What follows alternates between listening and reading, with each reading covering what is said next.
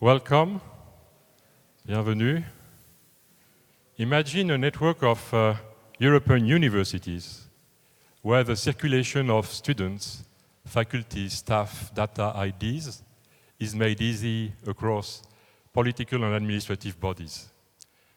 Okay, we know that universities often enjoy meeting among themselves to discuss their values and rights, but they can also take initiatives and act collectively. And 4EU Plus is the answer to that question of the 6 partners. This is part of the contribution to Europe. So we would like today to take you to this journey where we will try to demonstrate the past activities and the roadmap of the Alliance. We'll make it practical. For me, for instance, it's very practical because I see my colleagues of 4EU Plus more often than my colleagues of Sorbonne. So I would like now to call Jean Chambaz as the president of Sorbonne University and the chair of the 4EU Plus Alliance Governing Board, as well as the 5 other rectors on stage. Thank you.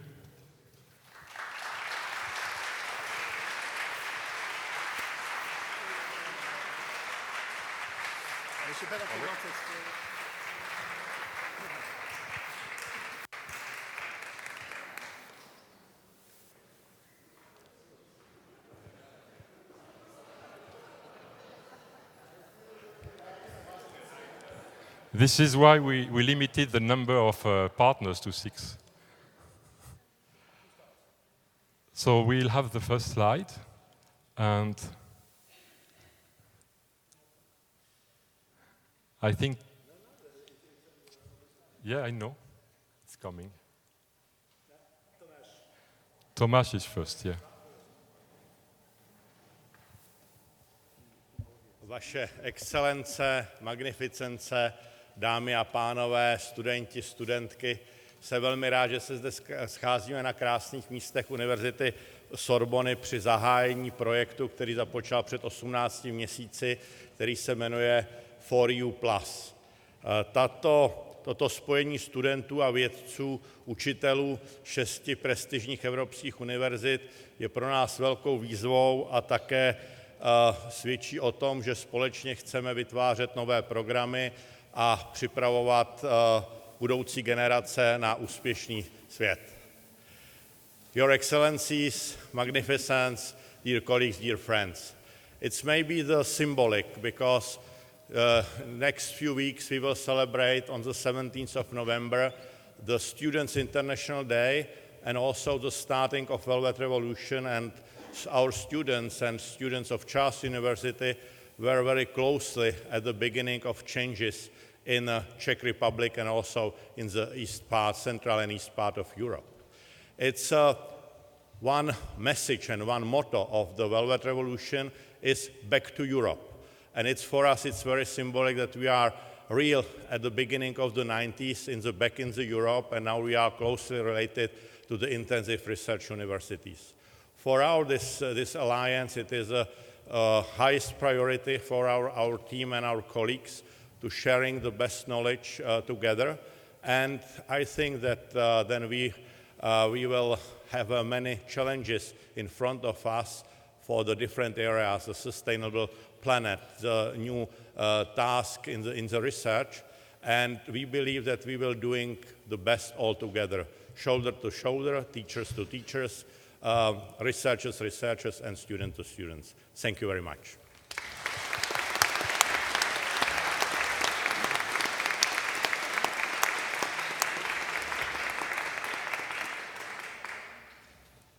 Heinrich is next. Mine damer og herrer, excellencer, kære kolleger og venner. Det er under et år siden, jeg blev ringet op af Jean, der spurgte, om KU man havde lyst til at være med i en eksklusiv lille klub, som Bonn havde formet med 3 andre universiteter. Han sagde, at de godt kunne tænke sig et nordisk medlem, og Københavns Universitet var naturligvis førstevalget. Efter lidt betænkningstid sagde vi i KU's ledelse naturligvis ja. Vi kunne se perspektiverne i at komme endnu tættere på nogle af de universiteter, som vi konkurrerer med, men som vi også sammenligner os med og spejler os i. Det her er et nyt, stort, ambitiøst projekt, undfanget af EU-kommissionen, men inspireret af præsident Macron. Og jeg er sikker på, at vi i Københavns Universitet vil og kan levere et ambitiøst og betydningsfuldt bidrag til dette forsøg på at genforene et Europa, der for tiden måske kunne se ud som om det er ved at glide fra hinanden. Ladies and gentlemen, excellencies, dear friends and colleagues, University of Copenhagen is very thrilled to be part of this grand kick-off and annual meeting of the 4EU+. 2 years ago, President Macron laid the foundations for the European University Initiative at this very university. He said that he would not stop talking about Europe, because this is where our battle lies, our history, our identity, our horizon, what protects us and what gives us a future. And he continued in his speech by reminding us that the university as an institution is first and foremost an idea, a commitment to expertise and knowledge as key drivers for societal evolution. I completely agree with this perception, because comprehensive research-based universities such as the 6 partners in the 4EU+ are more than just excellent higher education institutions. We have evolved into culture-bearing and society-bearing pillars at large.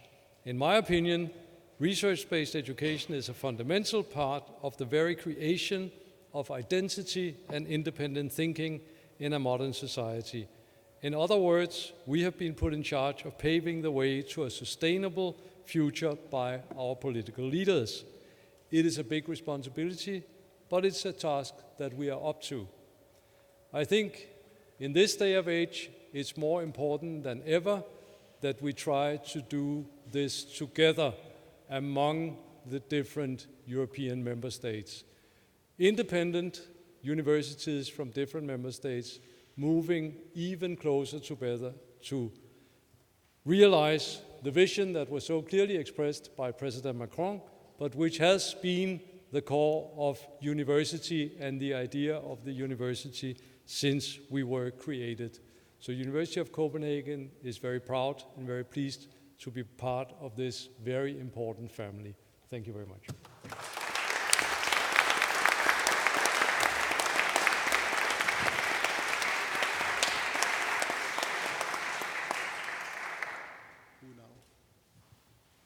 The lottery will tell us.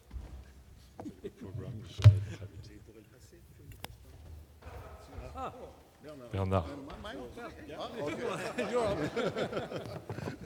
Exzellenzen, sehr geehrte liebe Anwesende, liebe Freunde und Kollegen. Für die Universität Heidelberg ist es etwas ganz Besonderes, in diesem Konsortium mitzuwirken, mitzuarbeiten, denn wir alle teilen den gleichen Gedanken, Europa voranzubringen. Gerade in der heutigen Zeit halten wir es für besonders wichtig und wir alle teilen die gleiche Idee der Autonomie der Hochschulen, der Freiheit von Forschung und Lehre und des freien, chancengleichen Zugangs zu den Hochschulen. Hier liegt die Zukunft. Und diese europäischen Ideale wollen wir mit unserem Konsortium nach vorne treiben und haben uns alle verpflichtet, dies in den nächsten Jahren nach besten Kräften in neuen Strukturen mit großem Elan und mit dem finanziellen Rückhalt, den wir durch die Ausschreibung des europäischen Projekts der europäischen Universitäten bekommen haben, auch zu realisieren. Excellencies, ladies and gentlemen, dear colleagues and friends, it's a pleasure for me and a privilege that I can announce that Heidelberg University is strongly committed in this big and exciting project, creating a European university.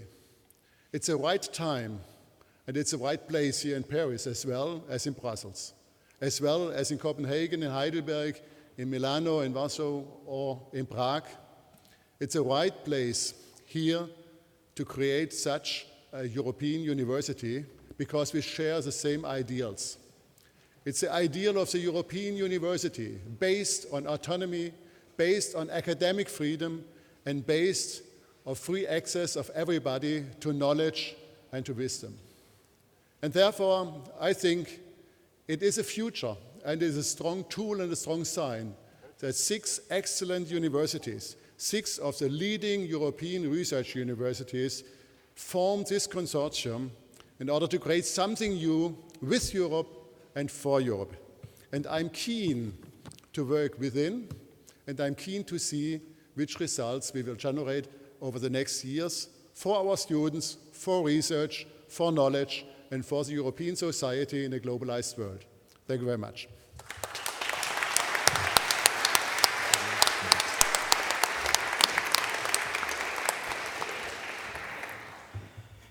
Soltanto 2 parole in italiano per ringraziare tutti quanti lo staff della mia università, l'Università degli Studi di Milano. In particolare vorrei ringraziare le mie straordinarie prorettrici, tutte donne, e tutto lo staff dell'Università di Milano, quasi tutte donne, anche salvo uno, alla mia destra. Quindi grazie davvero di cuore, e soltanto grazie a voi che noi siamo qui oggi. Dear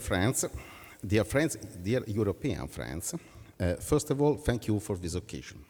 Our university is multidisciplinary and has a strong project for the future, a project that is now a common finality.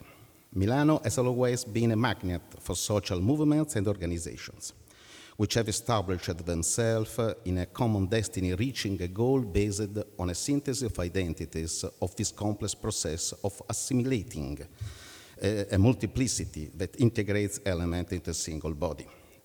Now we are a synthesis of identities of different origins. Europe is today a place where all tradition must dialogue. An authentic identity arises only with respect to differences. And today here, together, we are building an extra stone for an increasingly intelligent European identity. Thanks to the University of Copenhagen, Heidelberg, Paris, Prague, and Warsaw, I'm sure we will work well together. Du mot en terminant pour remercier Jean et toute l'Université de la Sorbonne, Serge en particulier, tout le staff de l'Université de la Sorbonne pour leur hospitalité extraordinaire. Nous ne l'oublierons pas et espérons sincèrement que vous serez tous nos invités. Merci beaucoup, à vous tous.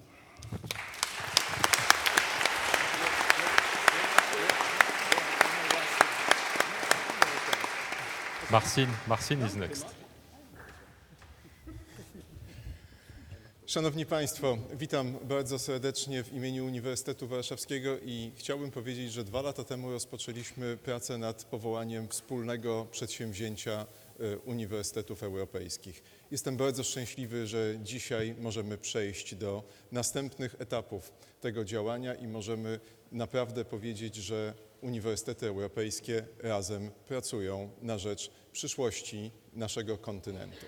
Ladies and gentlemen, excellencies, dear friends of the idea of European universities, best friends of this particular alliance.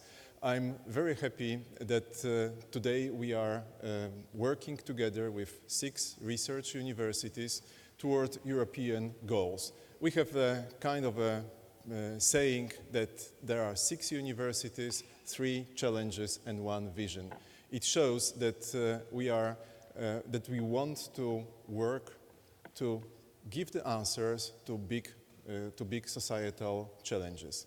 But in the same time, we want to do it together. We feel that it's the duty of universities to play the active role in the development of our continent, development of Europe, to work toward the good future of our continent. And the participation of University of Warsaw in this project shows the enthusiasm of our academic community to work for future of Europe. I'm very glad that we meet the similar enthusiasm in all other universities involved in this project.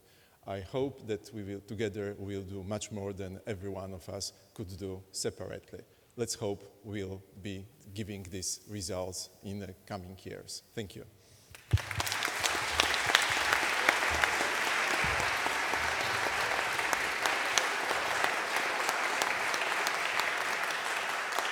And Jean Chambaz. No surprise, je vais parler français.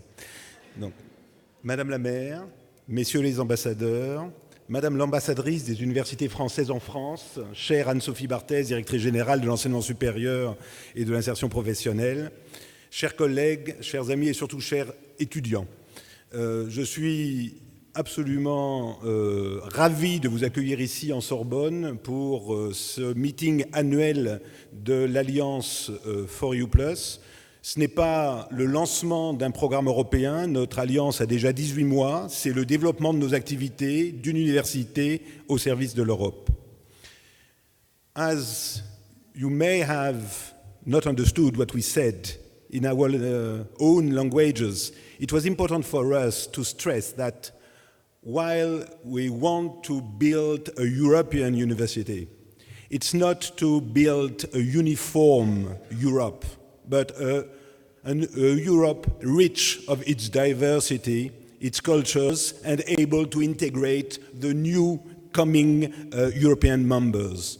So it's very important for us to take our responsibilities as universities because we have no future out of Europe. And the actuality shows every day, every minute on the other side of the channel that not our only future is Europe.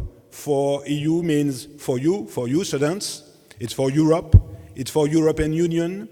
It's also the plea that universities are not a burden on the shoulders of the financial ministers of our countries, but it's a level of economic and social development. For €1 invested in our universities, it's €6 for the European economy. For one job employed in our universities, it's 5 jobs for Europe. So we are part of the solution of Europe, and it's why it was time for us to take our responsibility and to ask the European authorities and the national authorities in each of the 27 countries of Europe to take their responsibility by supporting our project to enlarge a free area of circulation of students, professors, researchers, staff, ideas, because our future is one into a global world. Thank you.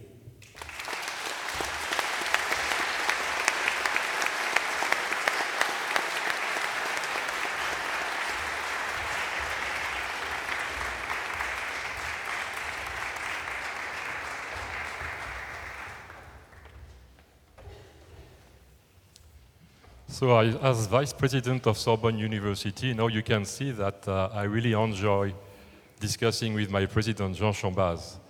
But as the member of the Executive Committee of the Alliance, together with my colleagues, now we can enjoy the advice of 6 Jean Chambaz.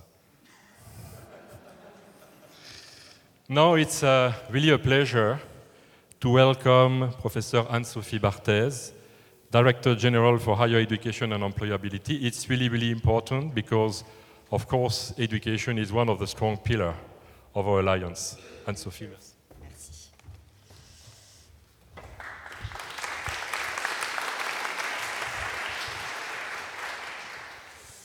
Dear Presidents, dear Jean Chambaz, dear Rectors and Vice-Rectors, dear Excellencies, dear Marie-Christine Le Mardelet, dear colleagues and friends, it's my great honor to represent the French government today in front of you, university leaders, and to be here especially on behalf of the Ministry of Higher Education, Research and Innovation. France has a strong vision of Europe and its international role. This vision is carried by the President Macron himself and was expressed in his famous speech here in La Sorbonne 2 years ago. A speech to strengthen European leadership, to be a key player for global challenges, and to build and unify a European space for education, research, and innovation. This new Europe is a great and essential challenge. To build such a Europe, we need engaged governments and responsible and creative education. The creation of For You Plus and your presence here today is a perfect testimony of engaged universities. And I wanted to thank you for being there today and for building a new model of university, a university of the future, a university revolutionizing the quality and the competitiveness of European higher education, a university bringing together a new generation of creative Europeans able to cooperate across languages, borders, and disciplines. Obviously, you have all qualities to achieve all these challenges. Your universities are recognized for the excellence for their education and research in a wide range of disciplinary fields. To address these challenges in research and education, your alliance has chosen 4 flagships, reflecting the most urgent global challenges and in which your universities aim to have a worldwide impact. It's a real chance for the French government to be able to rely on your alliance. It's a great chance for us to support the development of a joint research that provides opportunities to build international connections, to share interests and ideas, to submit common research projects, and to promote bottom-up collaboration between faculties, staff, and students. And finally, it's a great chance for us to foster for each flagship a common core curriculum, degree programs for which common diploma will be awarded, and double programs and joint doctoral schools. I know that this annual meeting will cover the achievements of the Alliance and will discuss the future goals. Each of them is a perfect testimony of your determination to create a new quality of cooperation. This collective ambition will transform our organizations, will strengthen the European vision, and will serve society. Dear colleagues, dear friends, you are one of those who are able to achieve this goal. Your universities are comprehensive, research-intensive, and innovative in teaching and learning. Your institutions are leading universities that are recognized internationally, nationally, and within Europe. And lastly, your institutions are led by engaged, responsible, creative, and outstanding men and women. Thank you so much for all the things you do to transform in the right time, in the right place. You said that. Our higher education and research. A higher education and research, as Jean Chambaz said, that is not uniform, but very diversified. Thank you very much.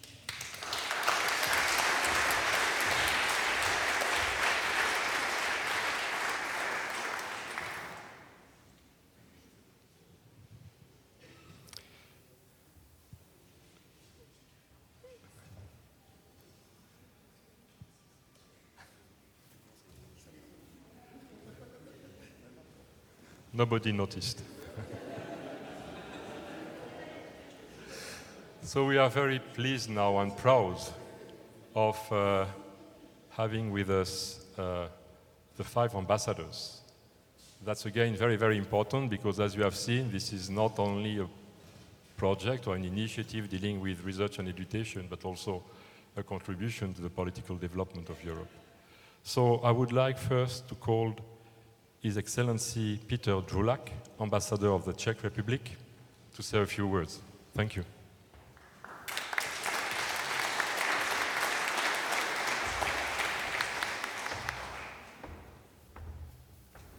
Excellencies, presidents, professors, members of academic community, ladies and gentlemen.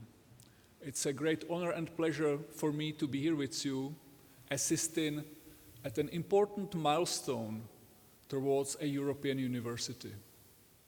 There are 2 features which I especially appreciate with your project. First, it's about knowledge. Despite the fact that all of us have been engaged with European project for some time, I still discover how little we know about each other.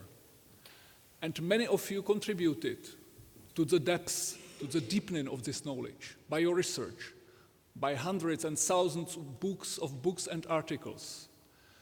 But we will learn who we are and who our neighbors are only thanks to practical projects. Practical projects of cooperation within which people meet, they cooperate, they agree, and they learn how to disagree while staying the friends. And this project is very important in this respect, because this is a project of practical cooperation. European spirit is not something abstract, it's not something intangible, it's something which is very practical. And this project is its incarnation. There is a second feature which I really appreciate about this project, and that's linked with a European polyphony. Europe is a very diversified continent, and I mean the rectors or the presidents kindly reminded us of this when they introduced their speeches by talking in their national tongues. That's polyphony. Europe is decentralized because the presidents talked about European excellence. There is not one single place of European excellence. You can find European excellence in many places. And this project is another demonstration of it, because you have universities from all corners of Europe. You have your universities from the north, from the west, from the south, from the east, and from the center. All these regions are well represented, and they participate respecting equality, because only equal cooperation is the cooperation which fulfills the European spirit. I have a great respect for what you achieved, and I have a great expectations of what you are going to achieve. I wish you great success, and I'm sure you will have a success. Thank you.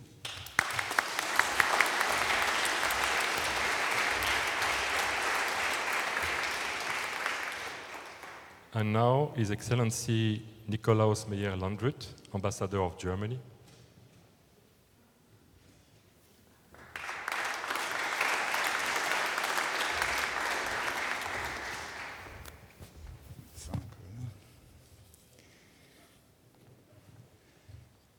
Presidents, rectors, friends, ambassadors, ladies and gentlemen, dear students, it's a pleasure to be here and to participate in this annual meeting.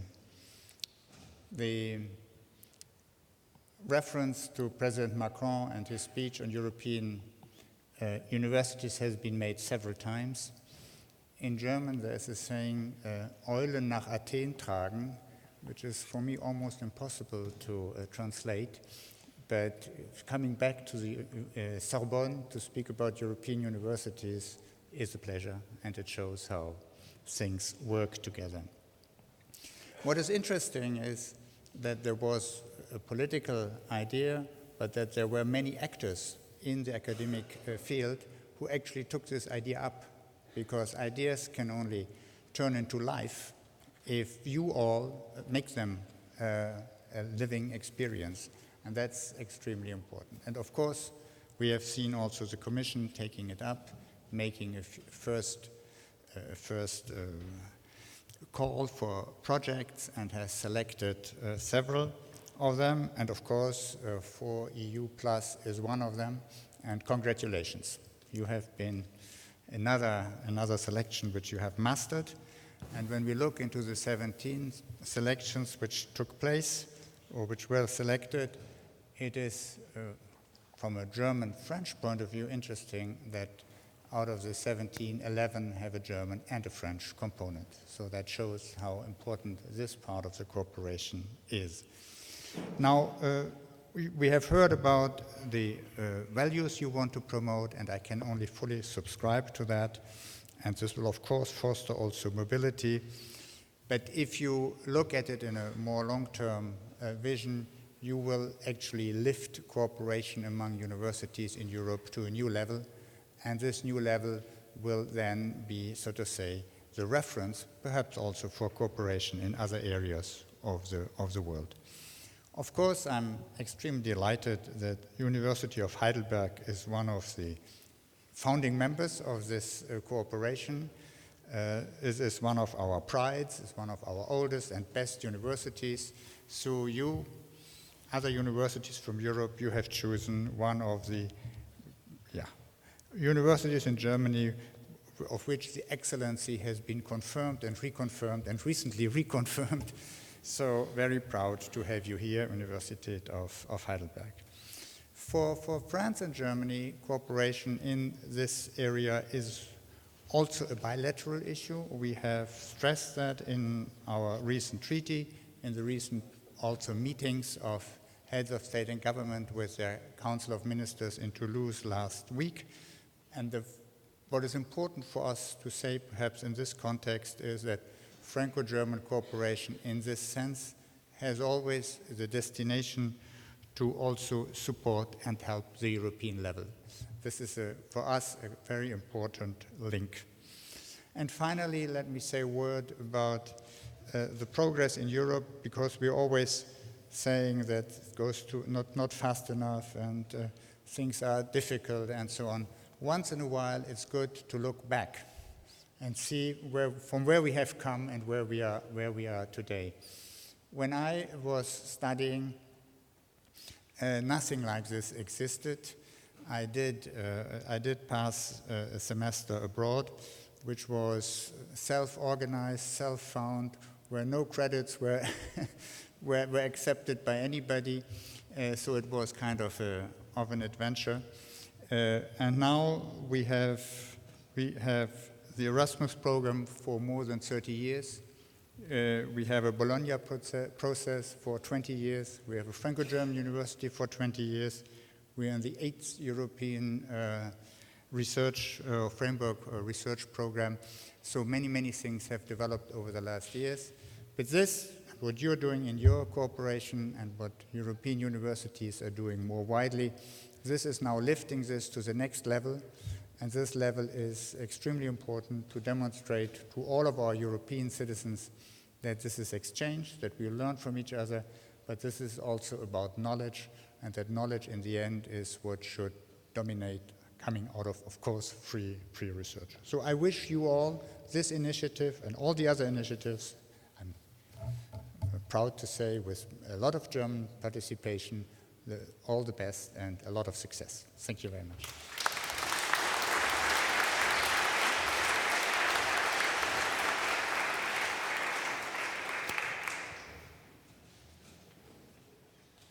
So now we are very pleased to welcome His Excellency Michael Starbeck Christensen, Ambassador of Denmark.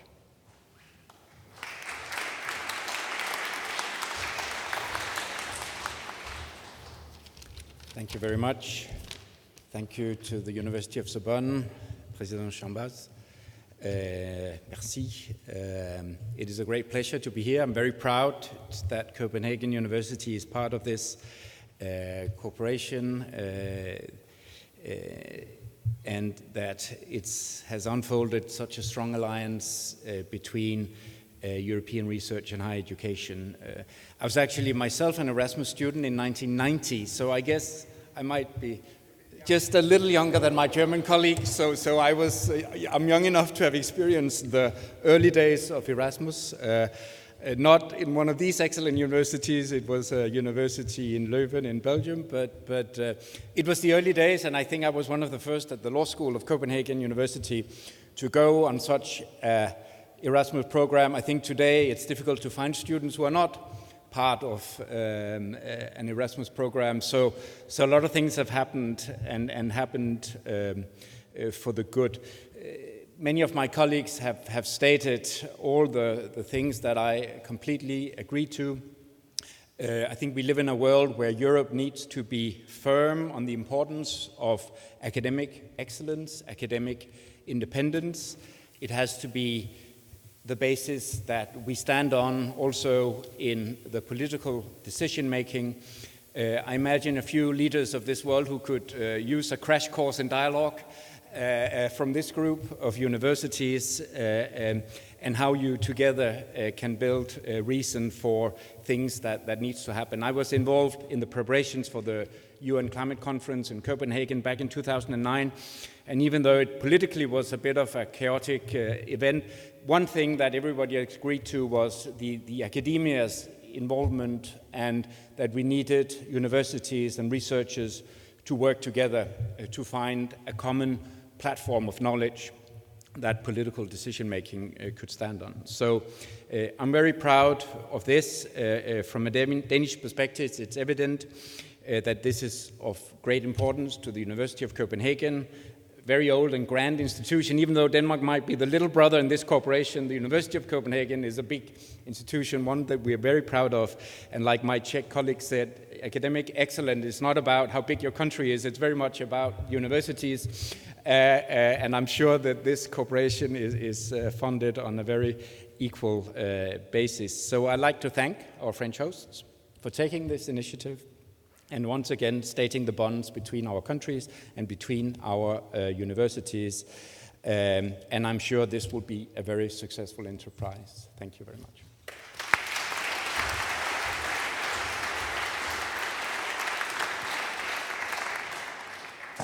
So we were very proud to have with us Her Excellency Teresa Castaldo, Ambassador of Italy. She had to leave to other duties, so we are very pleased to have Ugo Ciarlatani, First Consul for Social and Cultural Affairs. Thank you so much.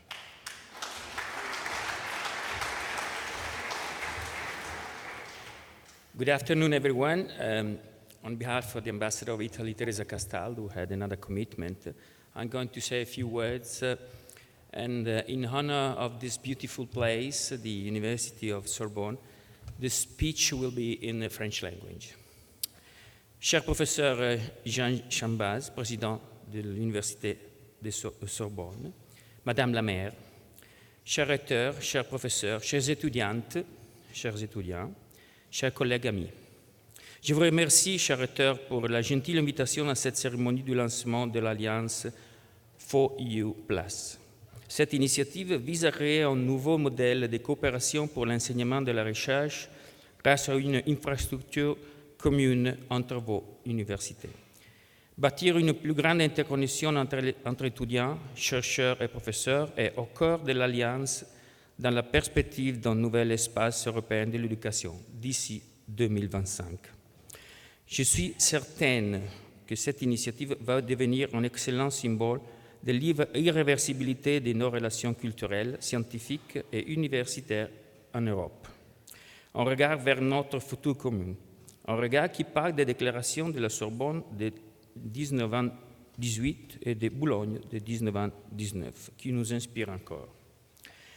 Chers amis, notre but commun est de renforcer la coopération entre les établissements d'enseignement supérieur en Europe, à tous les niveaux d'organisation et sur tous les domaines d'activité, formation, recherche et innovation.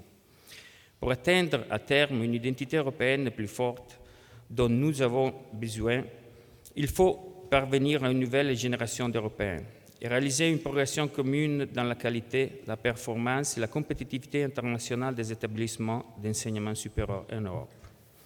Et maintenant, contribuer à l'économie du savoir, à l'emploi, à la culture et au bien-être européen en utilisant au mieux les pédagogies innovantes. Dans son discours sur l'Europe, prononcé à la Sorbonne le 26 septembre 2017, le président de la République française avait parlé d'un parcours où chaque étudiant étudiera à l'étranger et suivra des cours dans 2 langues au moins. Des universités européennes qui seront aussi des lieux d'innovation pédagogique, de recherche, d'excellence. Je remercie donc les recteurs pour leur élan pionnier dans ce projet clairvoyant, maillon d'une chaîne qui nous espérons toujours plus longue. D'ailleurs, force est de reconnaître que nos jeunes se tournent déjà vers horizons plus ouverts. Chers amis, l'Italie est convaincue que l'innovation universitaire, avec sa capacité de mettre ensemble les forces meilleures de nos pays, soit l'instrument majeur pour bâtir le futur des jeunes Européens, le vrai futur de l'Europe. C'est pour cette raison que notre pays est prêt à jouer un rôle de premier plein dans l'effort commun visant à créer enfin une école européenne, une université européenne, un système de formation européen. Un projet inspiré par l'héritage des valeurs communes, des traditions culturelles et des civilisations qui nous unissent profondément. L'Italie est prête à contribuer avec détermination à la réalisation de l'espace européen de l'éducation d'ici à 2025, en élargissant aussi les possibilités de mobilité des étudiants participant au programme Erasmus+. Pour conclure, de notre capacité de bâtir une stratégie commune et de long terme en Europe pour la formation, la recherche et l'innovation dépendra de notre succès partagé dans la compétition globale d'aujourd'hui et de demain. C'est à travers les accords entre nos universités, comme celle de l'Alliance 4U+, que nous allons fortifier nos valeurs européennes. Nos valeurs partagées, rappelons-nous, sont le vrai futur des nouvelles générations et de notre prospérité. Je vous souhaite une excellente journée.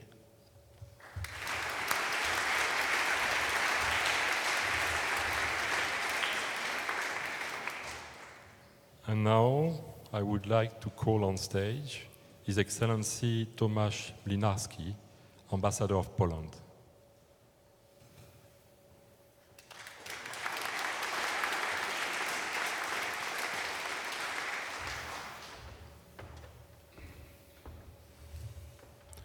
Madame la directrice générale, Mesdames et Messieurs les présidents d'université, Mesdames et Messieurs les professeurs, chers amis, Mesdames et Messieurs les ambassadeurs, Mesdames et Messieurs, chers étudiants, je suis honoré de pouvoir participer à cette réunion annuelle. Cette alliance de l'université a un rôle essentiel pour l'éducation, pour la recherche, pour la science européenne, on peut dire pour l'avenir de l'Europe. Beaucoup a été dit et donc je voudrais attirer votre attention dans un autre aspect de coopération, un aspect économique. Aujourd'hui, 2/3 des produits intérieurs bruts de l'Union européenne proviennent du service. Ça veut dire que la production européenne a se déplacé à l'extérieur de l'Europe. Et la conclusion est la suivante, que l'Europe aujourd'hui a besoin de la réindustrialisation, besoin de la modernisation grâce à la recherche, grâce à l'innovation. Donc, le défi est le suivant, pour que l'Europe puisse rester compétitive vis-à-vis des autres puissances économiques. Et ici, le rôle des universités est essentiel, parce que grâce à la synergie de vos activités, à l'internationalisation de la science, l'internationalisation de la recherche et de l'enseignement supérieur, échange de la recherche, nouvelles technologies, know-how, l'Union européenne puisse avancer, puisse garder une position, un leader mondial. Et la Pologne souhaite contribuer à cette alliance et partager toute notre expérience dans cette dimension. Je suis persuadé que tous les projets de coopération communs dans ces réseaux de l'université garantiront les progrès profitables à tous. Je suis d'autant plus heureux d'être parmi vous et que cette initiative a lieu ici à la Sorbonne, où il y a quelques années, nous avons inauguré l'année scientifique croisée entre la Pologne et la France. Je vous félicite de coopérations profondes et je vous souhaite de fructueuses délibérations. Encore une fois, merci beaucoup, bonne chance, on marche, comme dit Monsieur le Président Macron, ensemble on marche pour l'avenir de l'Europe. Merci beaucoup.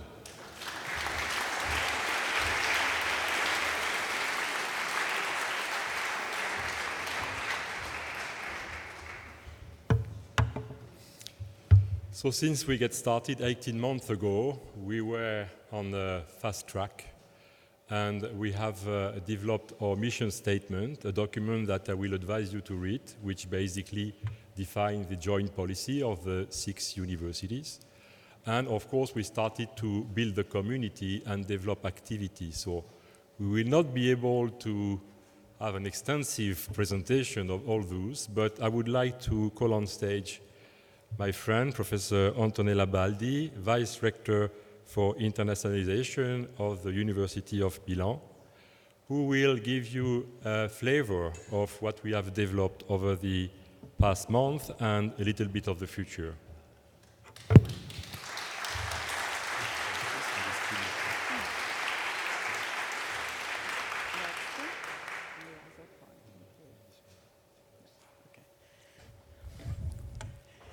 Good afternoon.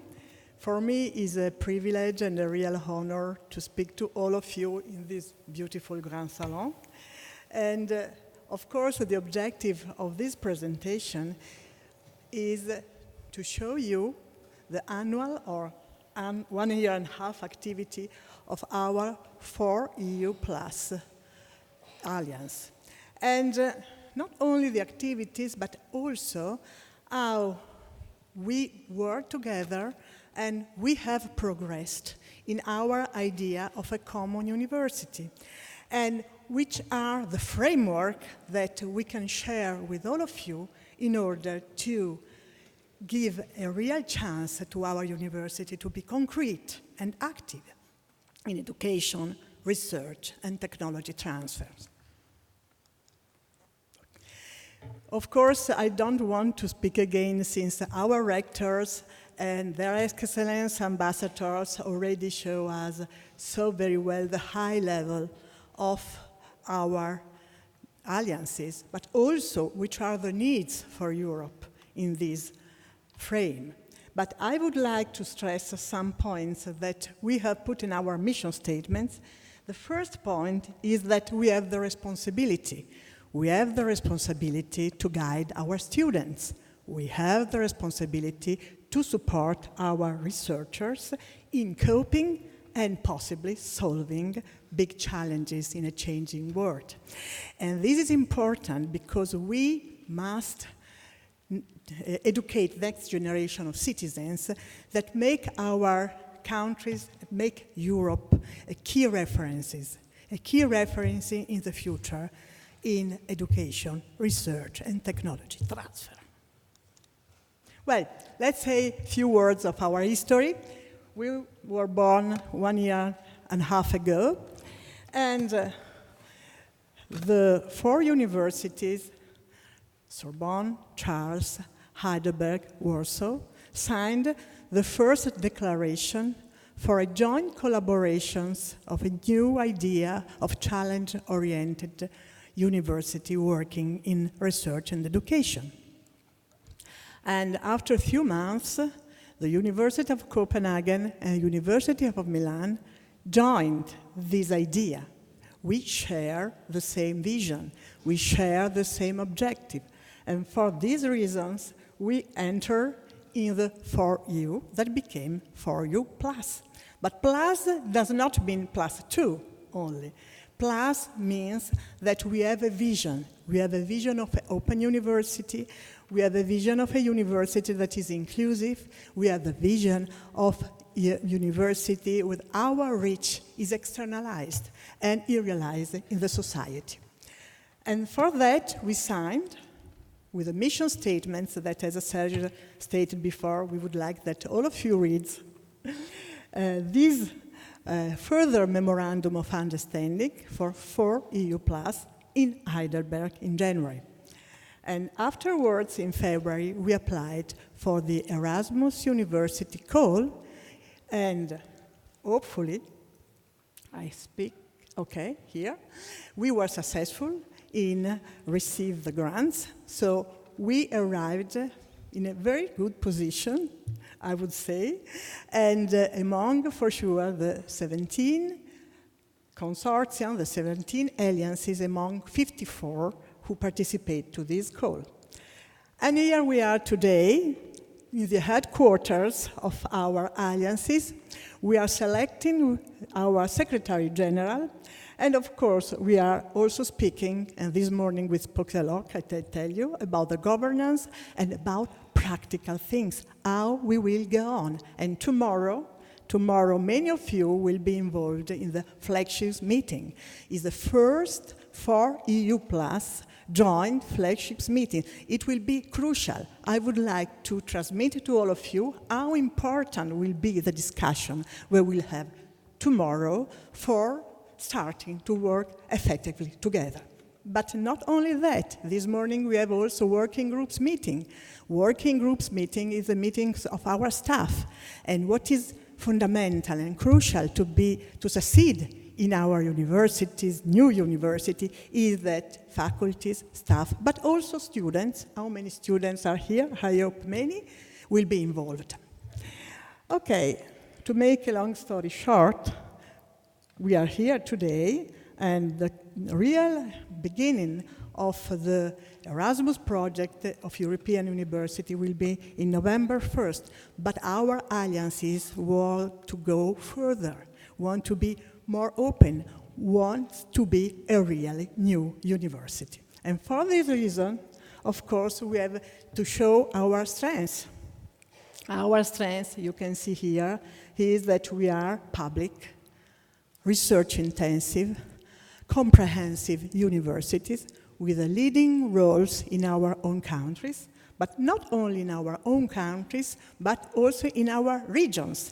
Geographic balance, in fact, is a very point of strength of our alliances, because, as you can easily see, and how it is well said by previously, we are located in all the areas, all the regions of Europe, Western, Central, North, and South.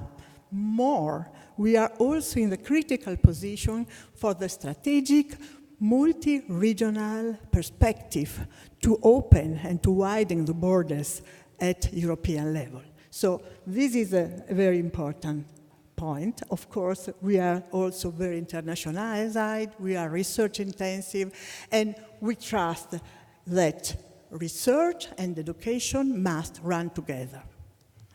Well, these are not only words. We have concrete numbers. You can see here the publication, how many publications each university has with the other university, is the first column. The second column, the number of the second column, are the Horizon projects that these 6 universities has together in the past 3 or 4 years. But also these are other numbers. We have 280,000 students, including international and PhD students. We have 40,000 staffs. We have 205 ERC project funding. So you can see we are a big university, research intensive. For this reason, we have, and it's mandatory to work together to build our new 4U Plus university, but of course everything must be discussed in terms of sustainability. And I have said that we have discussed a lot among the 6 of us components of the steering committee, but especially this morning with our rectors. What means sustainability? Means governance, means funding. You can see that we have European fundings, but we need also to co-funding at local, national, and also with the industry activity. So this is a matter of discussion. We are implementing, but of course, this is a point that we already have discussed, and I will briefly present in terms of governance. Okay, it seems complex. It seems a little bit complicated, but it's not so complicated. Just to try to explain to you that this is the idea of our governance with, of course, a governing board. The governing board is the decision-making that gives the strategy, the vision, and is composed by the rectors. As you have seen today the rectors will have a rotation every year, and we are happy this morning to have designated Sorbonne President as the chair for the next year of our alliance. But at the same time, governing board has two other boards which are crucial: the academic council that has been made by faculties, staff, and students of each university, and the advisory board. The advisory board is done by associated partners, external third parties, and must give the advice and also inputs to the governing board. But what link the boards to the university? The link is made by the management committee. The management committee has a secretary general that we are selecting in the next weeks, and of course a steering committee which interacts with vice rector in education, research, communication, and so on, depending on the needs, depending on the case-by-case problem. Of course, we have the single university. In the single university, we'll have a 4U+ office which implement the activities that we have commonly decided to put on. And this with the help of working group in education, research, mobility, and so on, which is a sort of forum of discussion and confronting that the guidelines and the practice are aligned between the 6 universities. Of course, we do not forget the flagships. Flagships coordinators will meet tomorrow, and they will represent the bulk of activity of our university. Without flagships, there is no alliances, and they are the mission to propose and push forward the proposal, the projects that will be the basis of our work. I hope that has been clear, I don't know, but in any case we can discuss furtherly. Of course, we have a very nice number of associate partners, 23 associate partners. So associate partners has not only the role to implement with the society our activities. They have a direct and very concrete role. They will take part of the advisory board. They will help and support us in designing several projects, especially when we speak of soft skills, when we speak of entrepreneurship, when we speak of how our students will cope with the society when they will finish their students' work. And this is quite important because there's interaction with cross-interaction between our partners associated and us will be continuing, and especially because they are very differentiated. We have company, business association, NGOs, municipality, and of course also different bodies in terms of public and private one. Now, let's say the activities. I'm a little bit long, but I think that I can go fast, but it's important because our activities, of course, are multiple activities. We have, of course, the one in research that is quite important, bringing together our research strengths to overcome global challenge. Then we have to go forward for a common education framework, building, of course, the 4U+ activity community, and then practically speaking how to implement the Erasmus Plus project. Okay, and these are the flagships. So flagships are being nominated several times, but I just want to spend a few minutes about that, leaving to Milena Kralichkova, that she will speak afterwards about the Erasmus project to go more deeper in that. But of course, how we determined this flagship. It was a bottom-up and a top-down approach, we would say. Bottom-up because we selected these areas because there was common areas in our 6 universities, strategic for society, strategic for research, strategic for our students. And so The number one is health and demographic change in an urban environment. Of course, it's not always in terms of well-being and health of our citizens, but is always also the scope to keep the leadership in this area on health that is so common to our 6 universities in the worldwide context. Europe in a changing world is Flagship 2. Europe in a changing world, of course, has to mean that we have educated our students to be citizens of Europe. At the same time, they must learn our culture, our history, and also our society and economy and legal frameworks. So this is quite important to create the identity of European citizens that will be pivotal in the future to maintain a leadership position for Europe in the world. And then we have the third one, Flagship 3, transforming science and society by advancing information, computation, and communication. Well, this is an area that goes so fast. We have to be always updated. We have to educate our students. We have to integrate these student studies in information, artificial intelligence, big data management, in all the fields with different competencies. This runs fast, and we must run with it. And the fourth one, biodiversity and sustainable development. Of course, all the citizens nowadays are aware of the importance of this topic.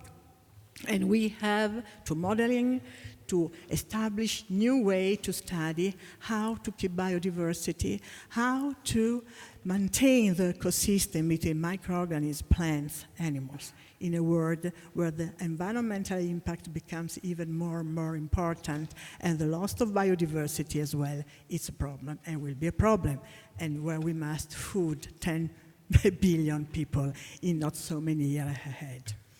Well, so practically speaking, what we did to propose to develop all these aspects. We make a lot of face-to-face meetings, 70s. We make more than 30 steering committee meetings. Every Monday afternoon we meet by Skype with the colleagues of the steering committee, but also other people, Flagship member, also staff meet in this way. But we have also a number of proposals that have been received, 100, and also some, of course, more different activities like student corps, or as we can see, also orchestra. Well, let's go through the single activity, just to pick up some examples, just to show you how we really work in this past year. Well, about bringing together our research strength to overcome global challenges. This is an example of how it has addressed a very important problem, the teaching oncology. So in Sorbonne, in May, that we then organized a meeting of the 6 universities, of some of researchers of the 6 universities, to speak about how to train our students, how to build a program in cancer studies. And again, we have other kind of activities in this area. In particular, we have to say that Charles University was active in proposing mini grants. That was a very successful initiative. Barely 20 or 25 mini grants were selected, and I see just yesterday evening to check that all the university was included in this, and this was a really nice initiative. So this was coming back to the beginning when we say we need local money. No, we do not need only European Erasmus+, but we need also money from our government, for our local university, and also stakeholders in order to implement these aspects. towards the For You Common Education Framework. So this will be mainly what we have to discuss tomorrow with the flagships. But at the moment, we would like to acknowledge that something was already done during this year.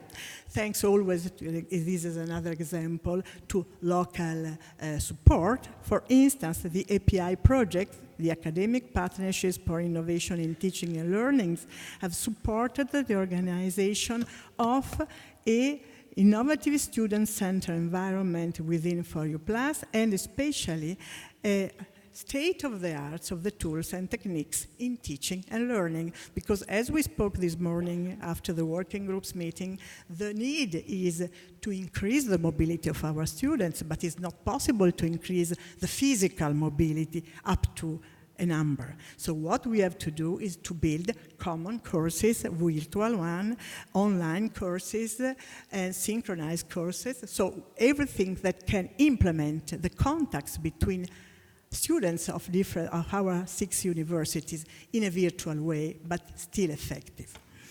Well, we have this is the API project I told. Then we were summer schools, as the summer schools of clinical acid base in homeostasis, the summer schools on immigration and law, philosophy summer school, hosted by Charles, and master thesis. Joint master thesis is an easy way to start to work together. We already work together in this direction, but I think that for sure this will be implemented. So, building the For You community. This is another type of activity that was very, very well performed.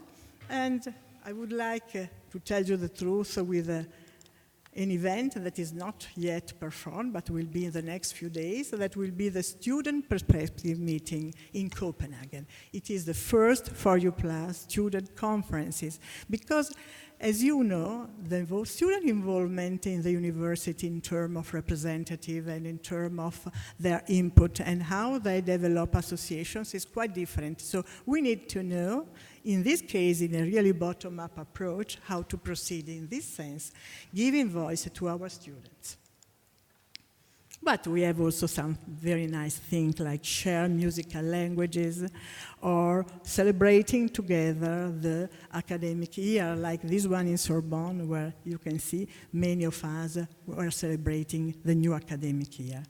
And then again, getting to know each other and our university with a staff meeting, librarian, technology transfer offices, mobility and education offices, and so on. Well, now we arrive to the point. The point is that we will speak afterwards is the Erasmus Plus European University Project. We are proud to say that among 54 consortia, we were selected among the 70 winners. And of course, European countries are home to the university, but we have also to say that it's not an easy task considering the differences between countries, and especially we have addressed 3 big challenges in education. Boost meaningful mobility, increases inclusiveness and balance at European level, and develop a common challenge-based framework for education. These are the 3 missions. These are what we will discuss also tomorrow, and this is what Europe and Commission and European are asking to us to do, to proceed, to go further to the classical mobility or to the classical co-tutel or to the classical exchange of teachers, students, and staff. Well, I will conclude just saying that we have a very efficient communication group that follow up articles in 8 languages that of course follow select and follow up also the communication in press release by Twitter, and also with a very nice website that I would like that you visit on a regular basis. So I conclude that there is also this hashtag. I know that it's called hashtag, but I don't know exactly what it says. But I trust young people. This is a very efficient hashtag. Okay, so just to conclude this I hope, not too long presentation, to say that it is without a doubt an ambition, even visionary project, but it also realistic and, more importantly, necessary. And we have spoken about strength, but of course, in any SWOT analysis, there are strengths, but there are also weaknesses. And we are aware of our weaknesses, but we are here together to solve it and go ahead. Thank you very much.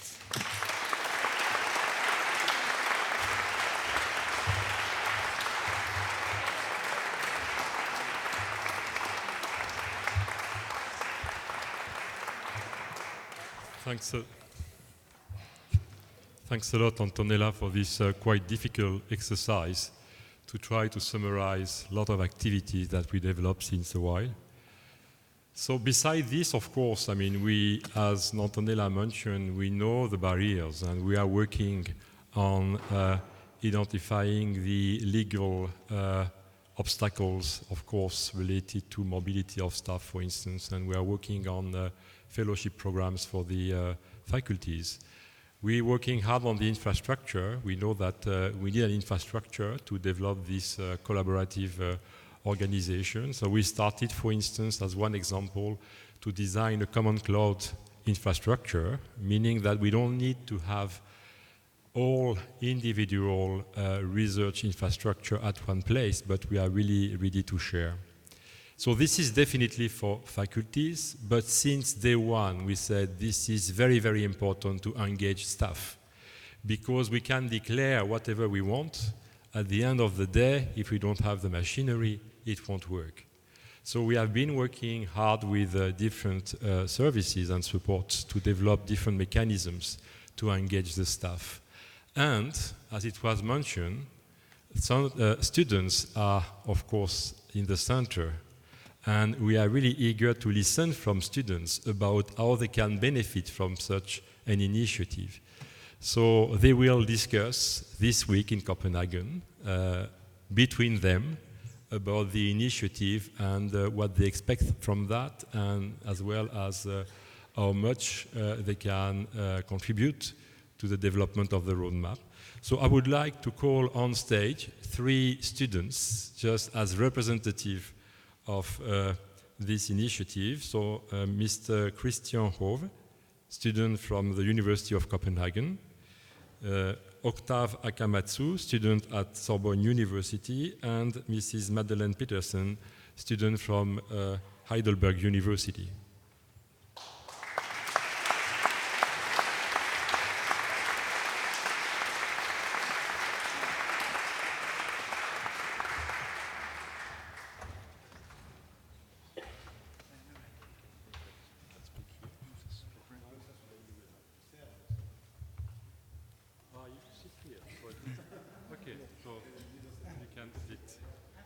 The script.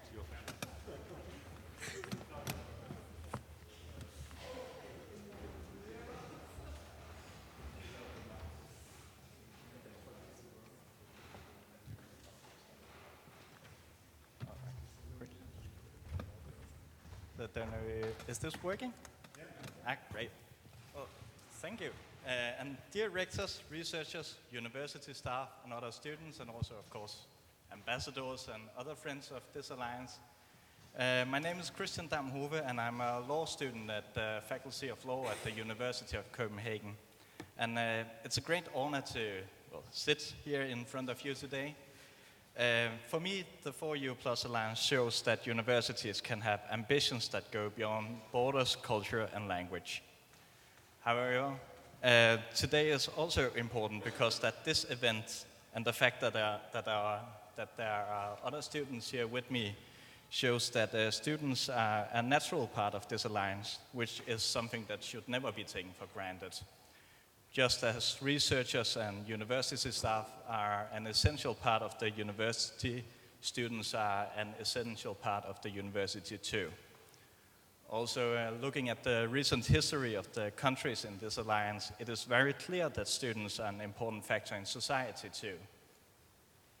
I hope that this alliance will continue to see the value of student involvement, and at least I can assure you that the students of this alliance will continue to see its importance. Because of the scope of this alliance that will affect every part of the university, it is only natural that the student councils have arranged a student council this Thursday to Friday, which has been mentioned before. And also we owe a great debt of gratitude to the University of Copenhagen for helping and assisting with this conference. At this conference, we plan on discussing how our perspectives, the student perspectives of this alliance, and also how that we should be represented within the alliance to make sure that our voices are heard. Naturally, I cannot say in advance what our conclusions will be that are yet to be decided, but I hope that our suggestions will be well received and also discussed properly by the decisions makers of the universities. Yes, and I also hope that the same decision makers of the university will continue to cherish and help develop a thriving tradition for student involvement at the universities. I note that this might not always be the easiest thing. I might be annoying when I go to the academic council's meeting at my faculty, but it is important to hear the voices of the students because we are a natural part of the university. And the sustainability of this alliance, in order to ensure the sustainability, you need to hear the students, what we think about this alliance. If the ambitions and visions of this alliance are to be a success, it is essential that the students continue to be a natural part of the alliance, resulting in our inclusion into questions regarding education. I look forward to presenting our perspectives, and I hope that you will receive them well. So thank you, and I'm looking forward to continuing this work.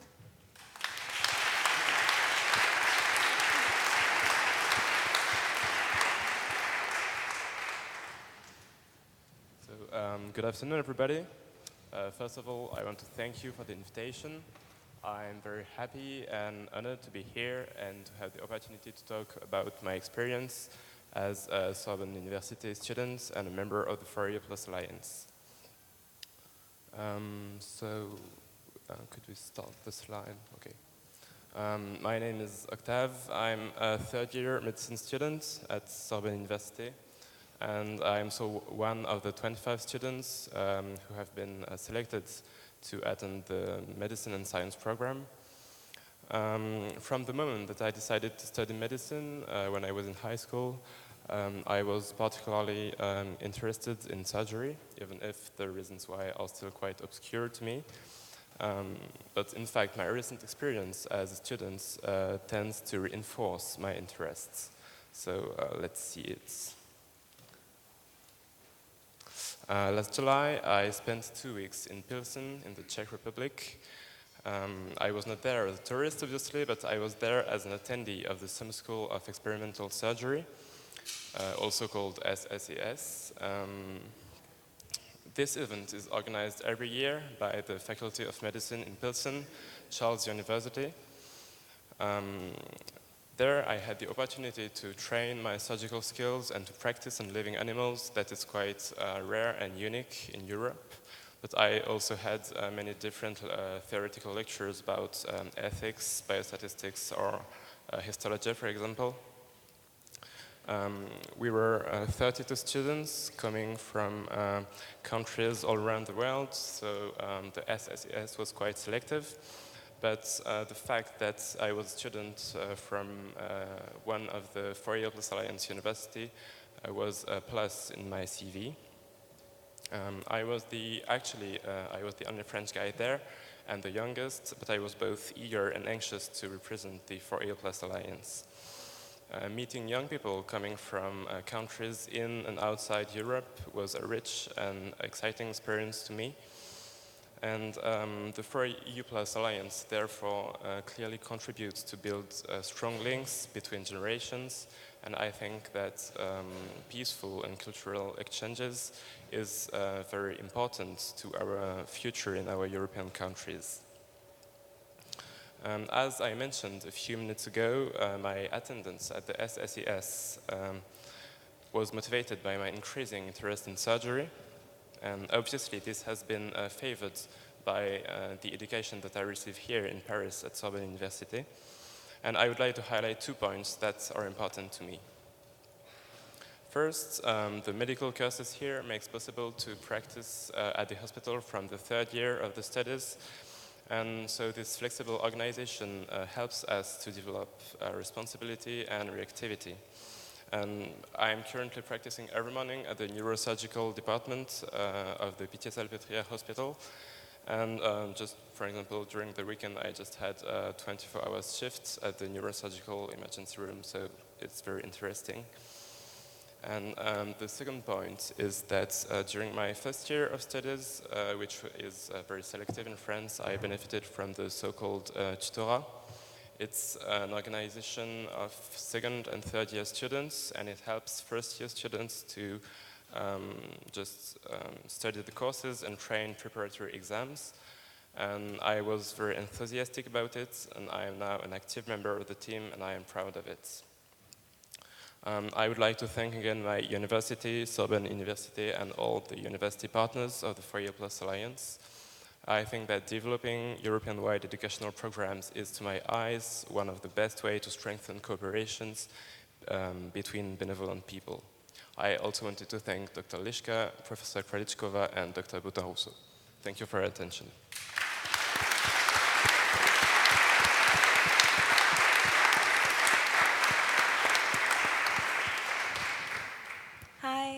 I'm Madeline Peterson-Weiner. That is a very long name, so my speaking time is probably already up.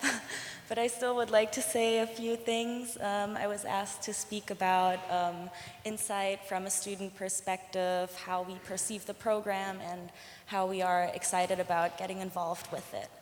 So first of all, among students, I have only recently gotten involved or affiliated with the program, but I am already very passionate about it, as I myself have been privileged to study abroad during my time at Heidelberg. I went to Hong Kong and Geneva and have gained so much from it, even though I am well aware that these are not among the institutions that comprise 4EU+. Yes, but the program strikes me as something very special for several reasons. First of all, this vision of creating a European campus, thereby creating European citizens, I believe that could not have been put any better than the way that the European Union frames it itself in its treaties. How the Union shall respect the equality of the member states and their national identities inherent in their fundamental structures, both political and constitutional, which has been mentioned several times today as not a centralized institution, but sticking to each member state, or in this case, each institution's national autonomy and identities. So, what are we looking for as students, or what do we hope to achieve from all of this? We have discussed this morning during the course of a student meeting that it is a privilege, and we are very happy to be involved right away in the, or throughout the first steps of the program and having our voices heard. And what I can tell from my experience is that we would like to see 4E Plus succeed also in terms of the very practical hurdles that a stay abroad can throw at you in terms of housing, or even language courses, or any other interpersonal connection that you could gain from when going to a completely new environment and not knowing anyone. And also perhaps in terms of the communication between the institutions that we have, although realized today that it already works very well, and that this has all already been taken into consideration. So with respect to the meeting in Copenhagen, I feel very well assured that the groundwork from the student point of view has already been laid out, both today and already in the past. And I wish the whole project and all of you and us lots of success on this path, and would thank you very much.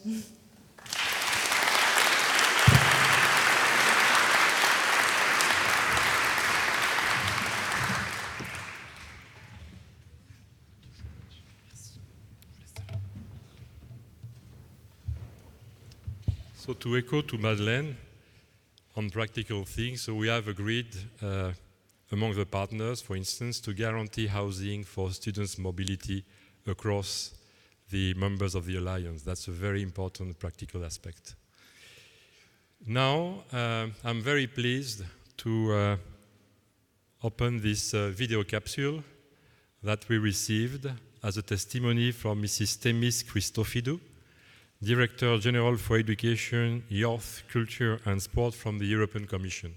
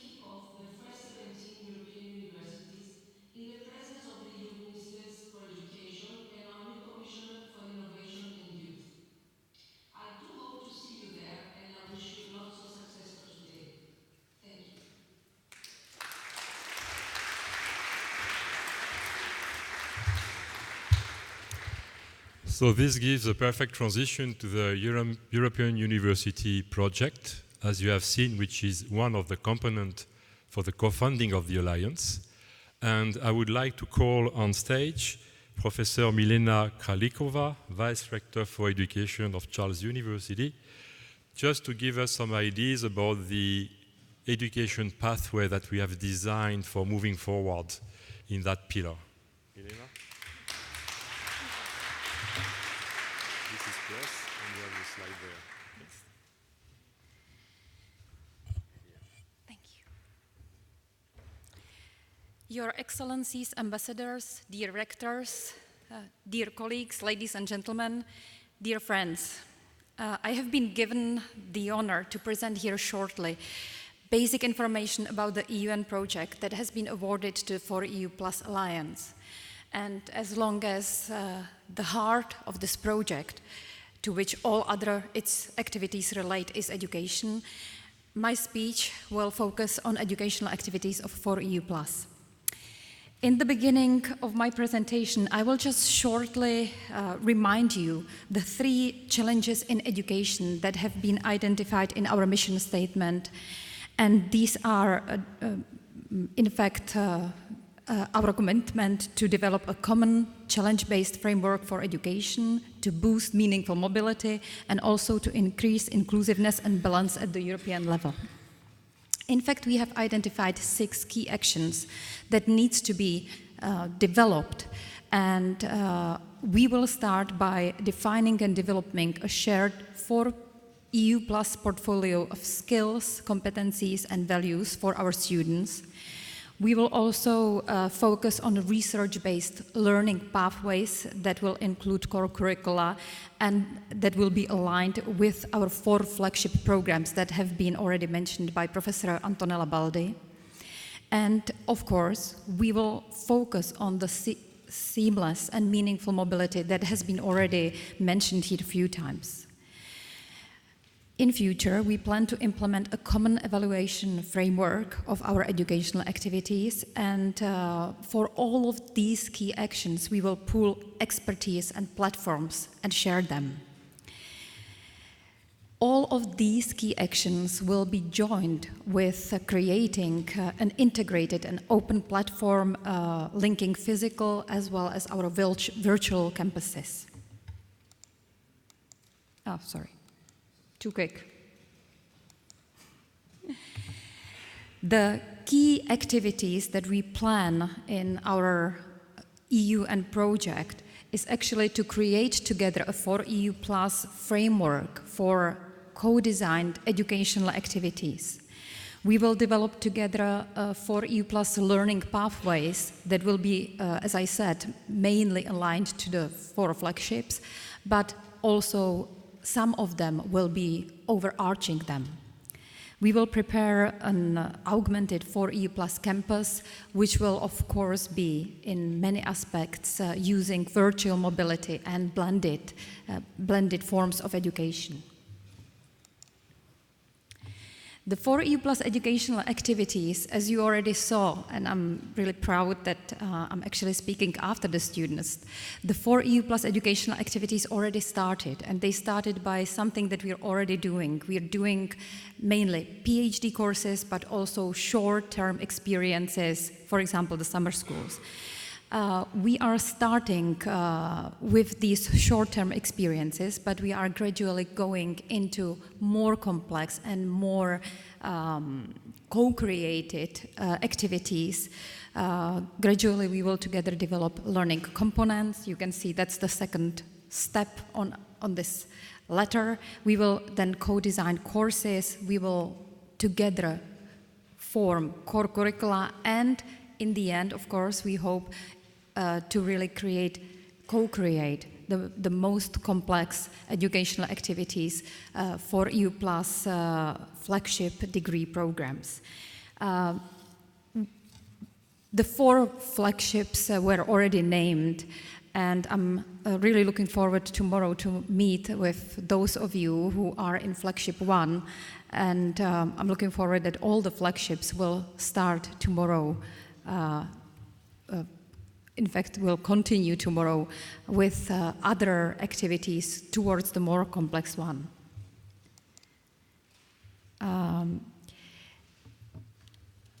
Actually, we are now already offering not only the short-term experiences that were mentioned here, but we are also offering already online courses. Some of the 100% online courses are already offered as well.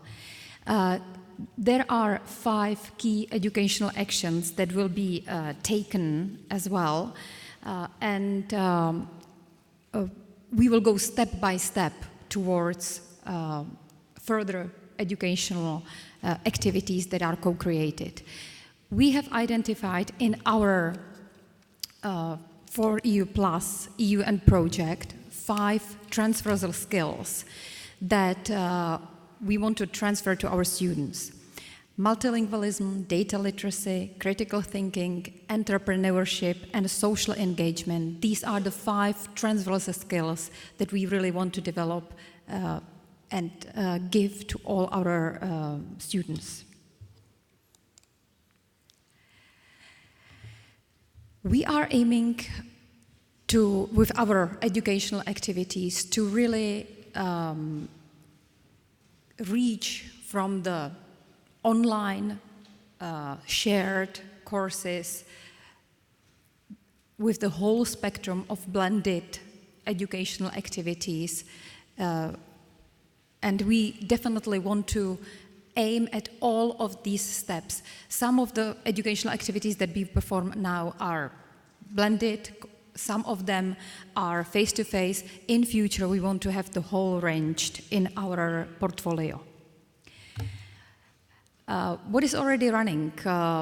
We have mentioned that a few times already, and our students are already mentioned it as well, but there are already courses developed and developed at one of the universities and offered at the partner universities, for example, courses and special camps for students in entrepreneurship that were developed in Warsaw are opened to students of all 4 EU Plus partner universities.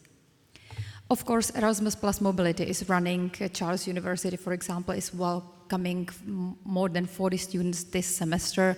Erasmus Plus is something which is actively increasing gradually and non-stop.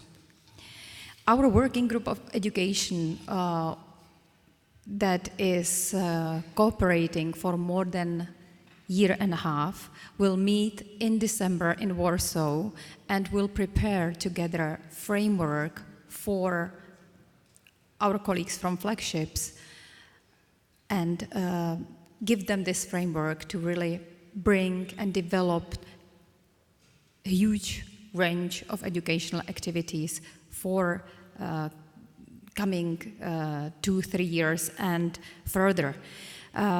We will establish windows, more precise windows for shared modules and courses, and we will work on the framework for a co-creation of new educational activities for mutual recognition and many other topics.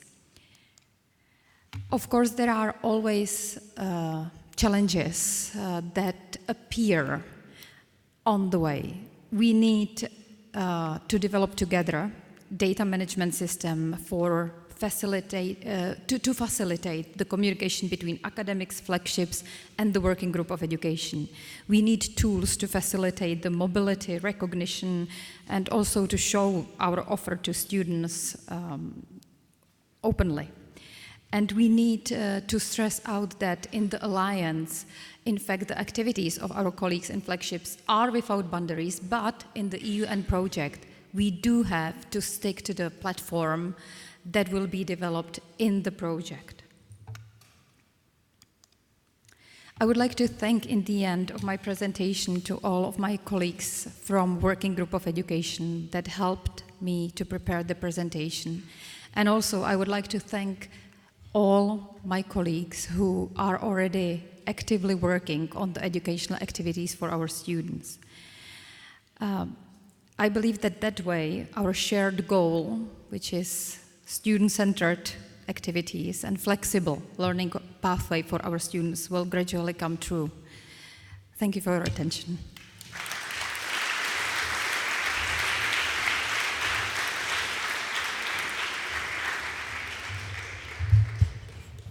So this EUN project is a 3-year project. This is a pilot. The idea is that at the end of the pilot, we will have proven evidence about our capacity to implement so that hopefully we will become sustainable with respect to the Commission. So we are convinced that our 6 universities have the skills and the critical mass to engage and have an impact in the 4 flagships. But we need, of course, to add to research and education the dialogue with the society as well as the innovation. And this is why we have engaged in this EUN project 23 associated partners. And we are very pleased to have with us here 2 of them. And we would like to call them on stage just to share with us what is the motivation for, again, joining the ideas of this 4EU Plus initiative. So I would like to call on stage Mr. Jeroen Spearings, Regional Head of Education for RICO Europe, and Mr. Nicolas Froissart, Member of the Corporate Executive Board of the Group SOS. Okay.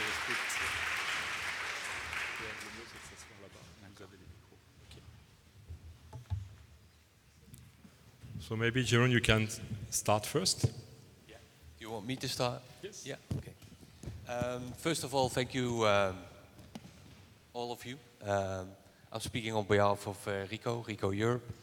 I want to thank all of you for this great opportunity to participate in this project, in this alliance.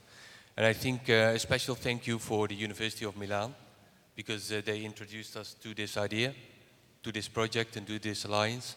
And I think without those discussions, we wouldn't have been here. So thank you very much for that. Motivation. The reason why it's interesting for RICO to participate in these kind of projects, in this alliance, I think I'll take a few words to explain it in a little bit more, in a little bit more detail. RICO is a Japanese technology company. A very young technology company. Not that old as many of the universities that are in this room today. And, but we're an organization of 90,000 people operating in 200 countries, and we're in the middle of a huge transformation. Our traditional business is dying, for sure. We need to reinvent our organization, and we need to reinvent our business. And the reason for collaborating with universities is for us an opportunity to kind of reinvent our business. Our transformation will help the universities transform, will help higher education transform, and that transformation will help us transform. It's a circular process of co-innovation and co-creation, helping together solve the challenges of the future. I see 4 opportunities of working together. One is in the area of the flagships. We have a huge research area in healthcare technologies that could benefit the alliance, I think, greatly. So in the area of the flagships, we would be happy to collaborate with the alliance. But also in the area, I think, of mobility, virtual mobility, using technologies to create collaborative learning platforms that would facilitate innovative teaching and learning. That's something that we would like to explore together with the Alliance as well. Another area which is, I think, of great interest is working with the students. I think this is a big advantage of this Alliance, is involving students early on, and what we could potentially work with is creating challenges for these students in order to bridge the gap between the corporate world and the academic world. So involving students is something that could be of interest for us as well. And I think the 4th area, and I think this is interesting, it was mentioned before, which is the plus. We have an extensive network across the world in working with universities well, maybe we can interest these universities to become part of your alliance. So that's something that we could explore as well in working with the other universities across Europe, maybe across the globe in other regions. So that's something that we could definitely explore working together as well. Thank you very much, and we're looking forward to together bridge the gap between the corporate and the academic world. Thank you very much.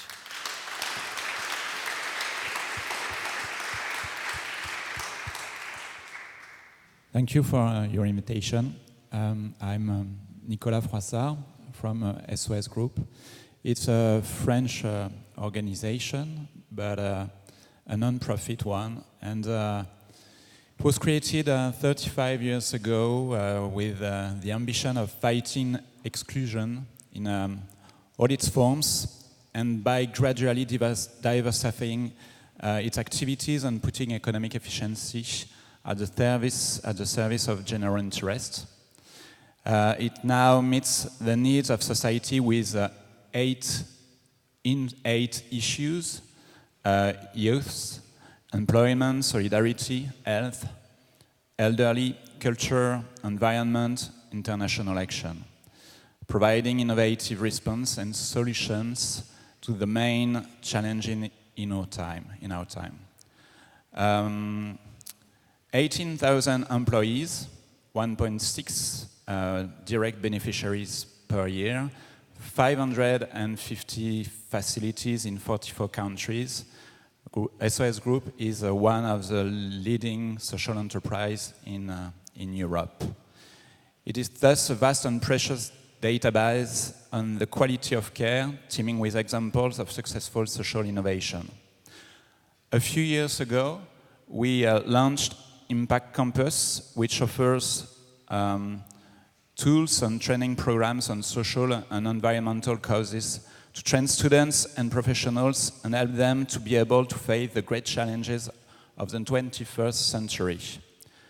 We support innovation, blended learning, and active pedagogies that equip our students, teachers, and other users with the skills and competencies needed to be leaders and global change makers. I would like to thank Romain Buquet, who is one of the founders of Impact Campus. We are aware that this position compels us in terms of our responsibility towards the meaningful expectation of future generations in building a more inclusive and sustainable society. And as such, we have a deep conviction tomorrow the performance of any organization will only be apprehended through the evaluation of the triple impact, economic, social, and environmental. Tomorrow, every government will only develop evidence-based policies and thus support social experimentations on the field combined with rigorous research. The Nobel Prize in Economics granted last week testified of these promising dynamics. As a matter of fact, and as a culture of measured impact in emerging close and large-scale collaboration between companies and universities, both in terms of education and research, is more necessary than ever to find solutions to the world's greatest challenges and directly implementing them on the field. It is therefore quite naturally Sos Group strongly support the 4EU plus European University Alliance that is creating a very precious cooperative and international framework to boost meaningful education and mobility for students on the base of high-level research and innovation adapted to the 21st century challenges. So, how Sos Group intend to closely collaborate with the Alliance? First, at the education level, our Impact Campus project will be able to offer tools and training programs on social and environmental causes to train students and help them getting involved in meaningful careers where they could find solutions to the most pressing contemporary issues. Thanks to an innovative approach of education through blended learning, active pedagogies, and project-based insights, the students will develop complementary skills to become global change makers. Second, at the research level, SOS Group is committed to open its doors and its huge field of social experiments and data to the scientist community. To that extent, and for its 35th anniversary, SOS Group is launching Impact Tank. I would like to thank Quentin Dubourg, who is working on this project at the moment, a laboratory of ideas and social innovations combining the academic expertise of scientific community and field experience of social entrepreneurs in building a more inclusive and sustainable society.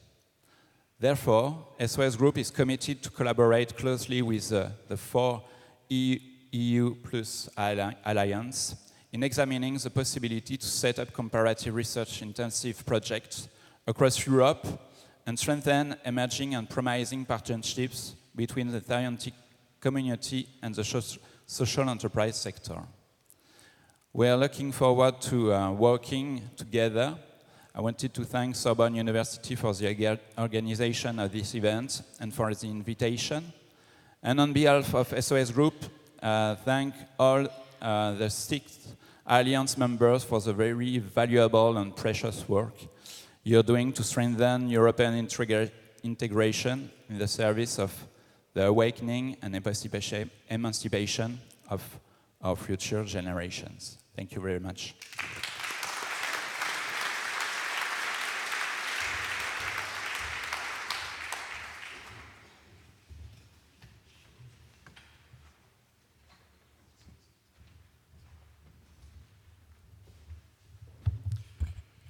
So we are close to the conclusion, but before that, it's very important for us to put up front the research dimension. And we have been pushing forward the principle that the Alliance, of course, is addressing the 4 pillars.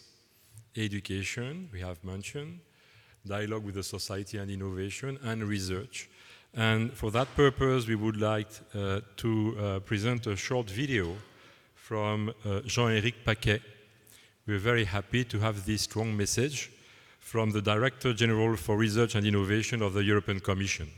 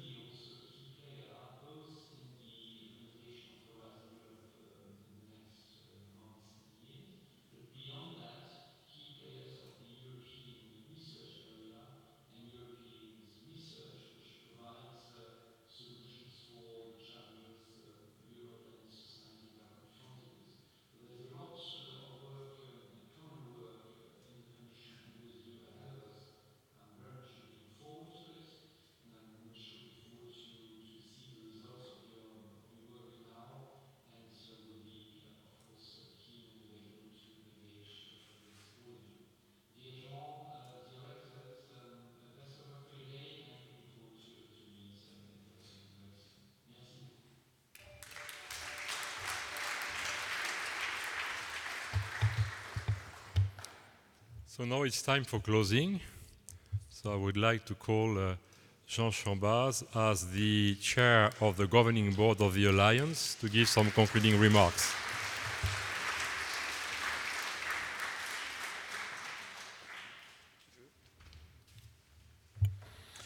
Okay, so thank you for your patience.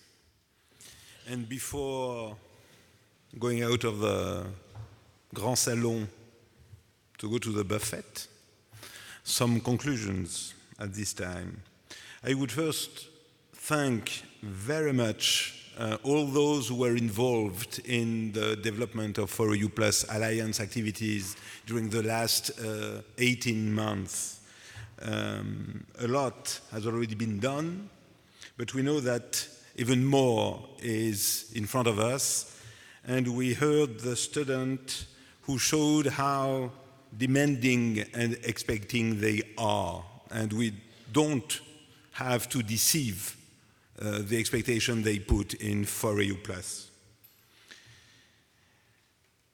Our For EU Plus Alliance, it was said more than once, is a comprehensive alliance to build a comprehensive university, because as universities, we are only efficient if we walk on our four legs: education, research, innovation, and service to society. And we were quite wondering when we saw the release of the call from the DG EAC, focused as an Erasmus program only on the education pillar. We are not stable on one leg, and we needed to complete the support of and the ambition of the European Commission about what they want for the European universities. So I'm really delighted to hear what said Thémis Christophidou and Jean-Éric Paquet, in line one with the other, probably because now they have one commissioner in charge of education, research, and innovation, which make them work more fluently and service to Europe and to universities. There is no education today which could be successful which are not research-based, because the most important responsibility we have toward the youth of Europe and of the world globally is to equip them with the critical thinking, which is so much missing to most of our leaders, and to learn how to learn all along their life. Their work will change upon decades, and so they have to be prepared to be autonomous.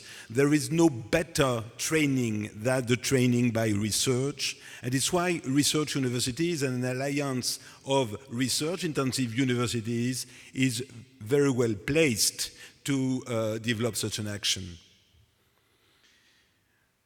For that means we need to be flexible, agile, to clear the barriers, the bureaucratic barriers among us, often from our own organization, more often from national legal constraints, and we appeal our national governments to ease an experimental evolution of this regulation to allow us to open as much as we could and as fast as we could this free area of circulation of students, professors, researchers, and staff among our 6 universities. In the same aspect, our governance, it was said by Antonella, should be simple as possible, and flexible and reactive. So we have a governing board made of the 6 rectors, and we decided to clearly demonstrate the way we work together, that we will have a 1-year rotating chair of the governing board, and in 1 year from now, I would be very pleased to pass the chair to, to Tomasz Sima, the rector of Charles University in Prague, and 1 year later I will pass to another one, and so on. So two other important aspects of our governance is the academic council, to have the feedback from our community made of our staff, academic staff, technical staff, of course the students, and also the advisory board made of our associate partners, because we have to work together to build the new economy of Europe. We'll need a Secretary General. We are finalizing the hiring, and she, hopefully, or he, if he's better, would take his or her charge beginning of January, and the headquarters of the Alliance for EU Plus would be at the campus Les Cordeliers, 5 minutes from La Sorbonne. We discussed this morning at the rectors' meeting the question of the legal entity of For EU Plus Alliance. We don't want a gas usine, une usine à gaz, as we say in French.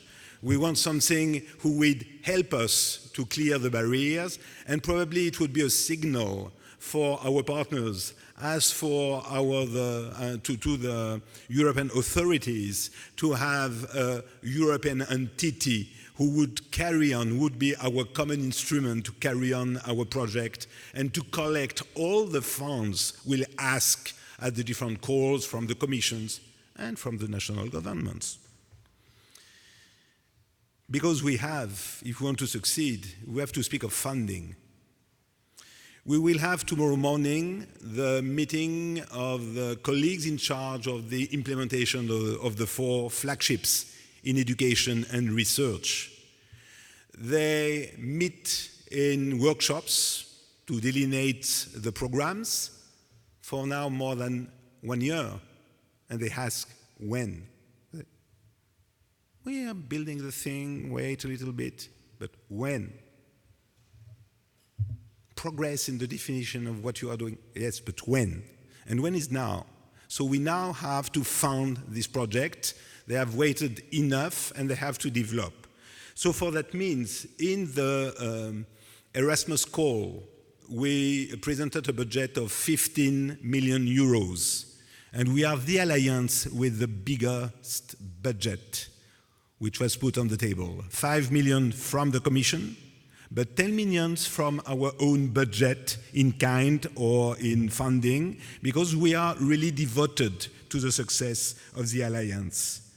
This 5 million euro allocated by the Commission were matched by our national governments, or are in the process of being matched by our national governments in 5 of our 6 countries. For the sixth one, Mr. Ambassador, it's probably because the government just changed and has not yet get time to take the good decision, but I'm sure that the Danish government would be as wise as the other governments supporting the alliance to join and contribute to match our budget. Sorry to say so.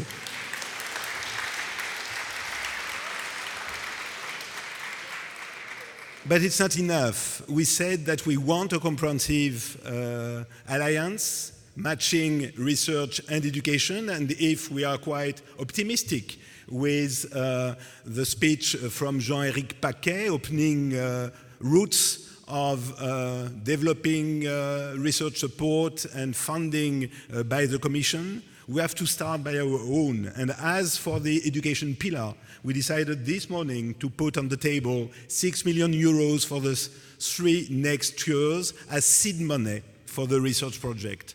Of course, for research, 6 million euros is nothing, but as seed money is quite enough to go to funding by Horizon 2020 and Horizon Europe. And that would be the condition of funding research programs. You would progress in the definition tomorrow morning in the flagships, is to go to Europe to be funded. So by that means we demonstrate to the Commission that we are really devoted to build this comprehensive European university. Finally, we took some decisions, some symbolic decisions. You saw that we had already a series of events to build the For You Plus community. We had orchestra festival in Warsaw. We planned to have sport events, and we decided for next spring to launch a For You Plus festival, a science and art festival gathering the initiatives of our 6 universities. And of course, next week, our students who took the lead by the meeting in Copenhagen. Before ending this speech, I really want to thank all those who were involved in the preparation of this annual meeting, and it was a big success. Of course, all the staff of Sorbonne, who is working very hard for weeks to make this event so easy, so fluent, and so successful. But I don't forget their partner, their counterpart in the other universities, because we had to discuss a lot, to exchange a lot, to have all this audience so well balanced between the 6 universities, and of course French are, or resident in France, are probably the majority, but the community from the 5 partners are very well represented in the audience, and that was a very important symbol for us. So to end, I would say that the greatest satisfaction for the rectors is to see that vision is being taken in hands by our community to transform in reality. And that's really what we wanted, the first step of a very long story, but I'm quite optimistic and confident in the success in the years or decades to come of the For You Plus Alliance. Long life to For You Plus.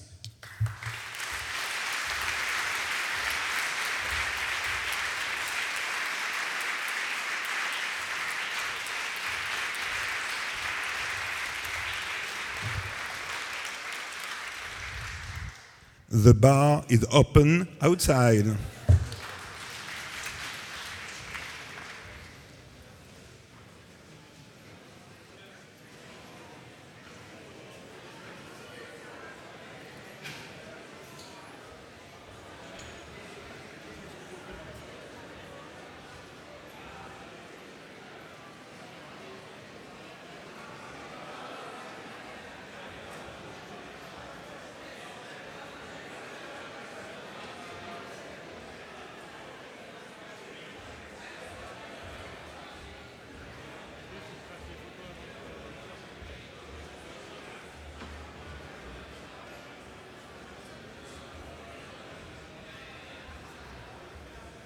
Il aurait fallu